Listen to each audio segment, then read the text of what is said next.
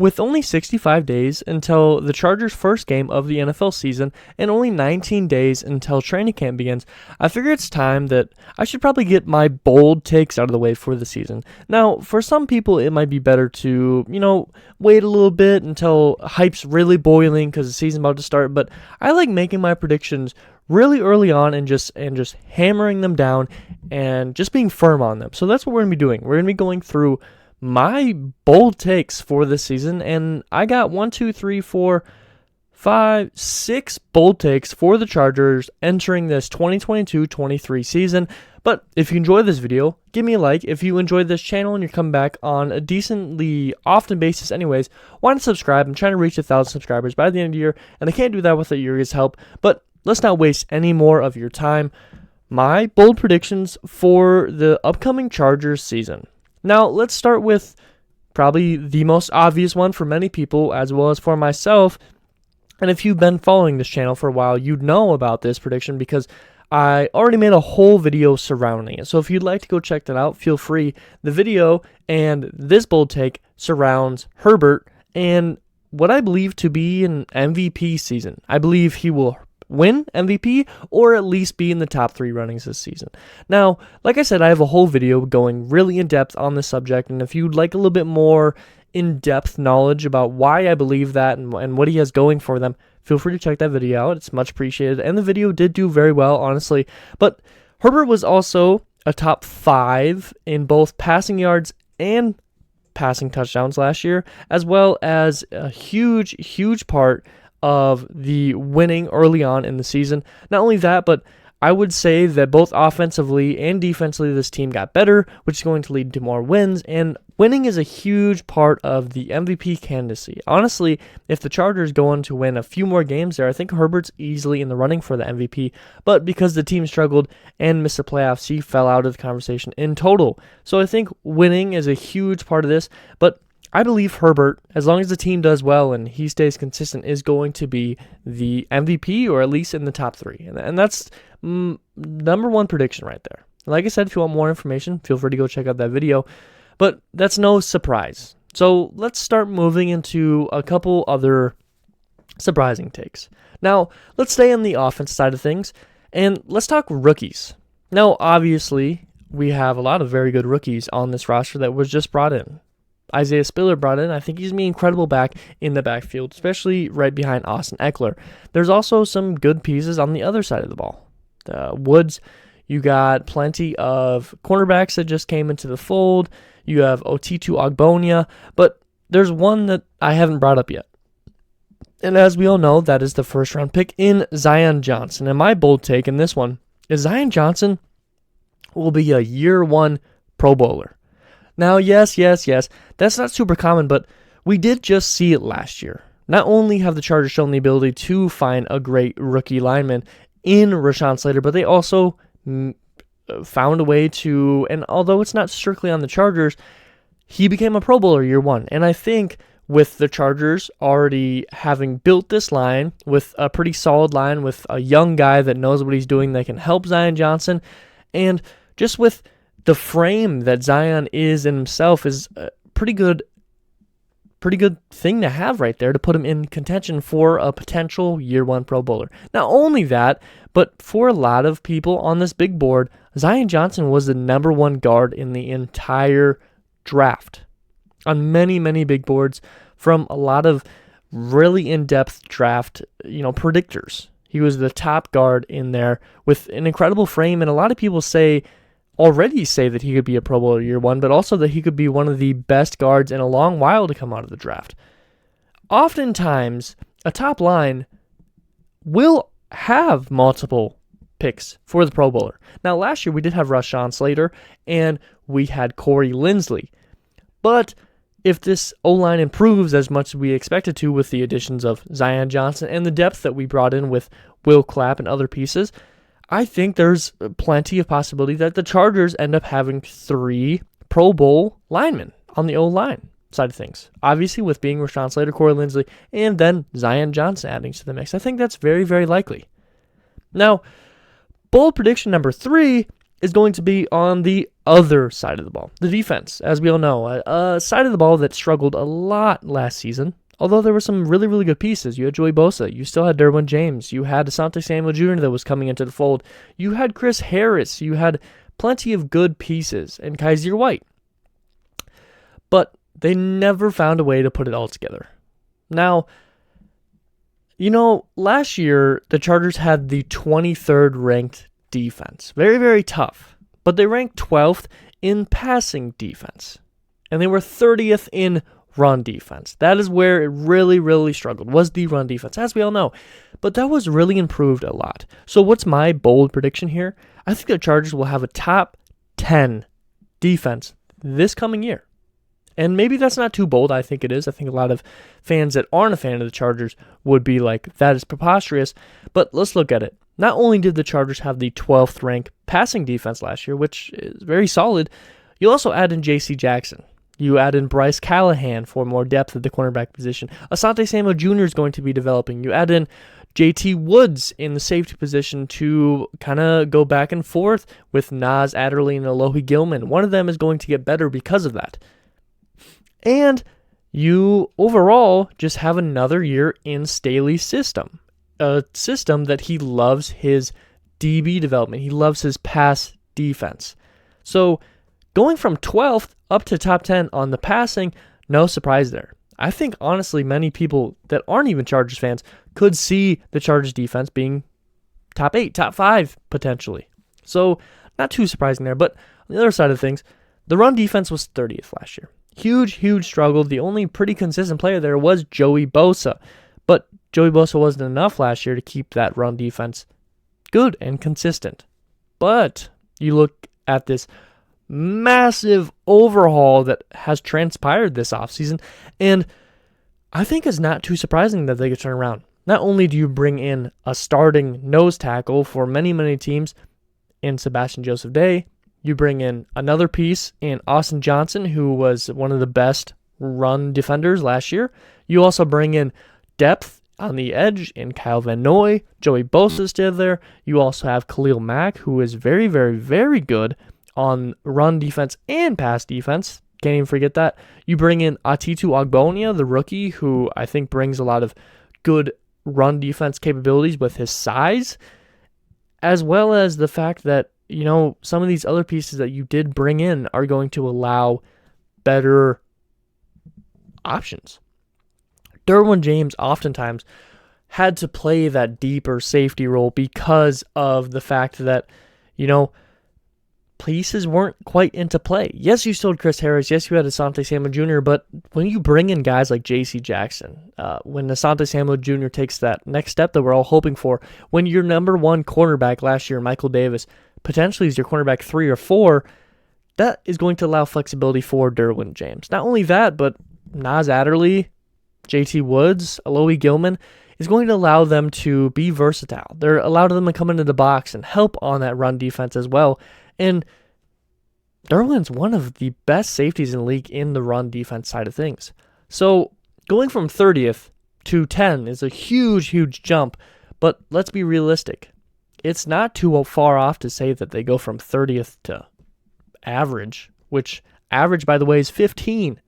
That means you're 5 spots behind top 10. So if you have a top 5 passing defense and the 15th ranked rushing defense, you're probably going to be right there at that 10 spot on defense. So I could easily see this defense being a top 10 in the entire league last year, or this next year. Not only that, but I think the run defense could go past 15. I think they could be in that 12th range. They could be in that top 10 range by themselves in the run defense, as well as that pass defense already being incredible and improving more so. Now, another bold prediction here, but it's not really bold, nor is it a prediction. I guess kind of a prediction. I think Dustin Hopkins this year will be the most effective kicker that the Chargers have had in many years. Now, is that too bold? No, but it does say a lot when the Chargers finally have a consistent kicker. Now, let's go over things.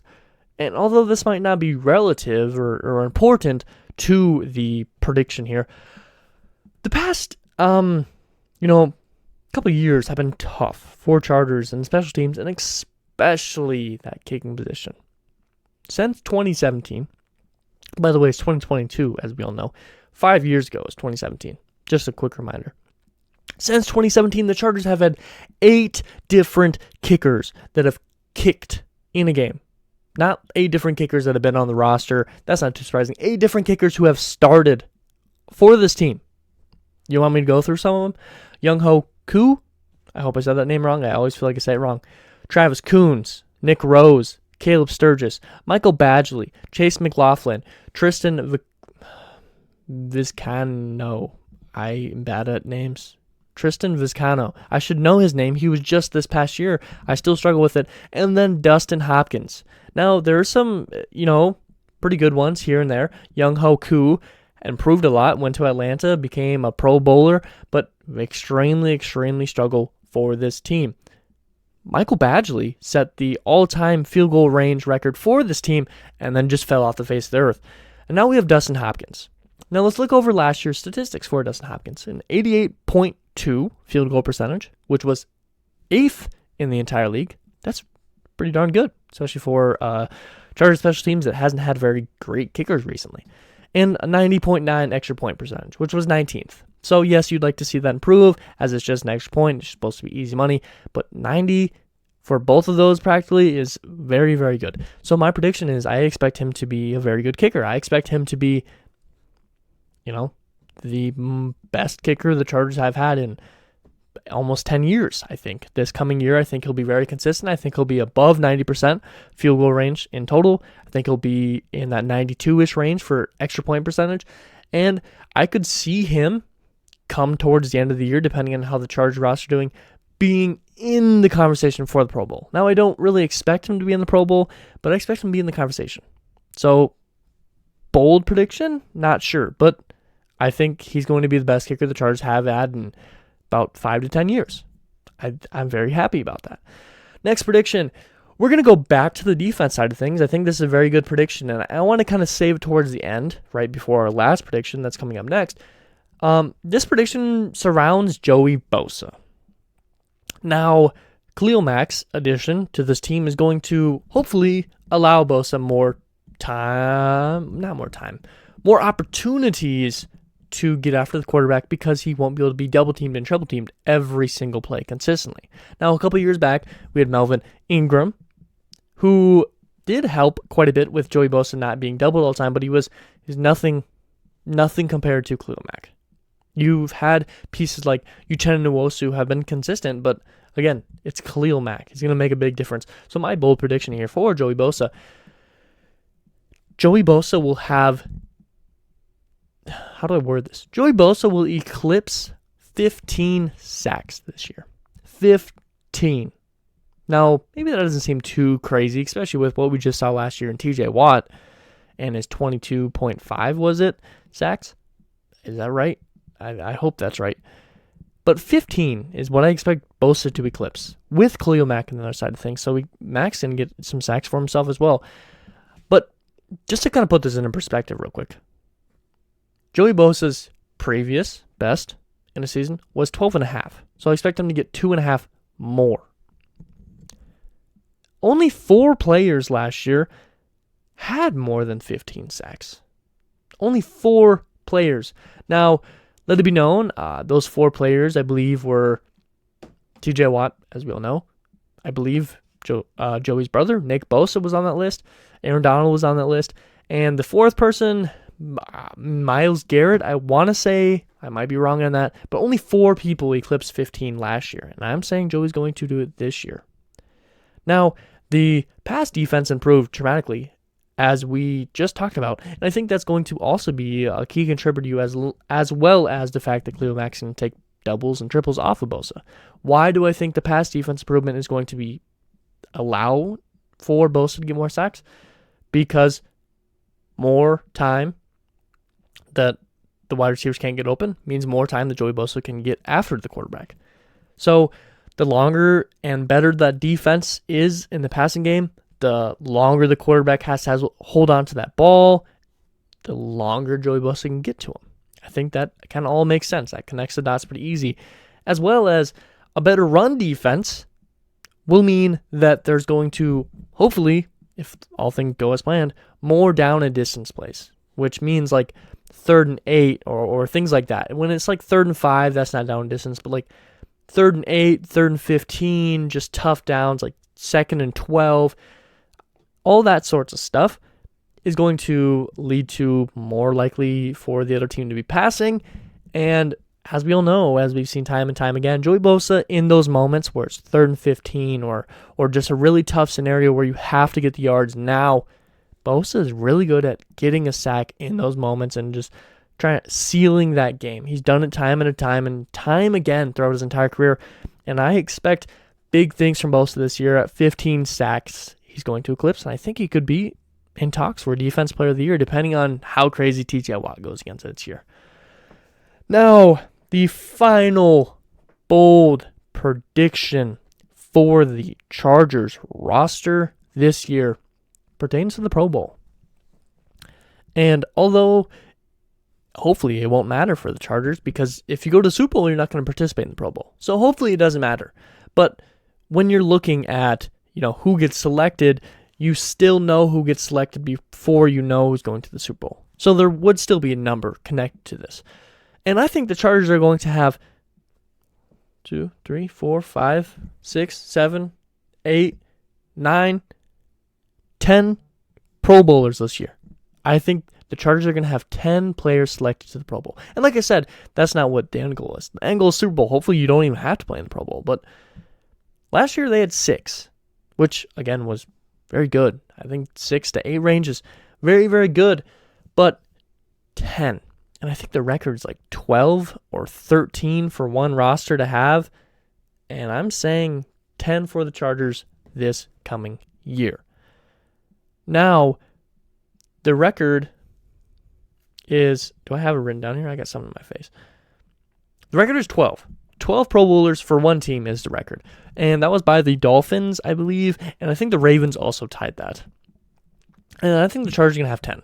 Now, why? I think the offense is going to be better. Last year, the Chargers had 6. We had a couple pieces there that were just outside. Austin Eckler was almost there, just barely missed it. And I don't think Joey Bosa participated, which he normally never does. But I know it still counted. 6 still counted because of Joey Bosa. And there was a couple people that also got, snubbed, if you want to call it that. But let's go through who I think will make it this year. Now, let's go through the obvious ones first. Keenan Allen. He's made it, 3 years, 4 years in a row? It's maybe even 5 years in a row because how consistent this man is. Keenan Allen, I expect to stay consistent. I expect him to be the Pro Bowler next year. Herbert, as we all know, if he's going to be the MVP conversation, he's going to be a Pro Bowler.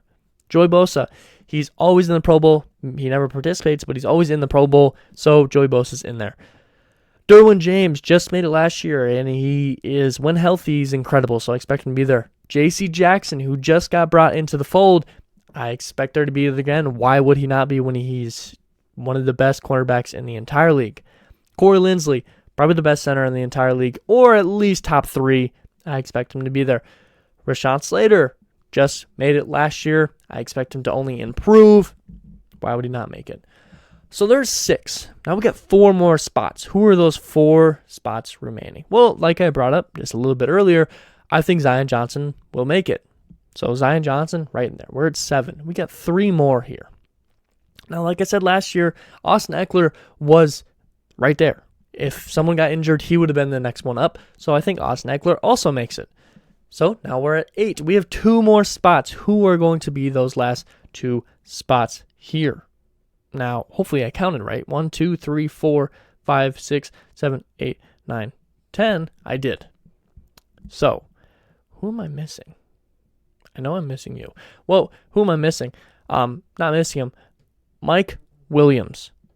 We have Mike Williams, who was extremely good last year, had over 1,000 yards, one of only 2 duos in the league to do so, him and Keenan Allen. Incredibly well. I think he's only going to take a step up as he kind of becomes more of that wide receiver 1 role. So Mike Williams is going to be there. Now, I can't figure out who I'm missing. Keenan, Herbert, Bosa, Williams, Derwin, JC, Corey Linsley, Rashawn Slater, Eckler, and Zion. I don't think I'm missing anybody. I think I just miscounted. and maybe I did miss somebody. But there is 10 Pro Bowlers I think the Chargers will have, and that's my final bold prediction. So what do you guys think? What's your bold prediction? Are any of these too bold and are unlikely?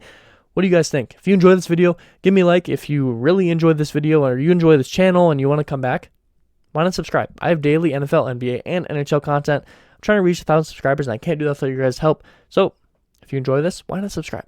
As always, I hope it touched them today. Hope it made you smile. Hope it made you laugh. That something's really important to me. Affects someone else's day in a great way, because every single day can be a great day if we just put in the effort. And as always, you guys all be safe out there. But something deep inside won't let me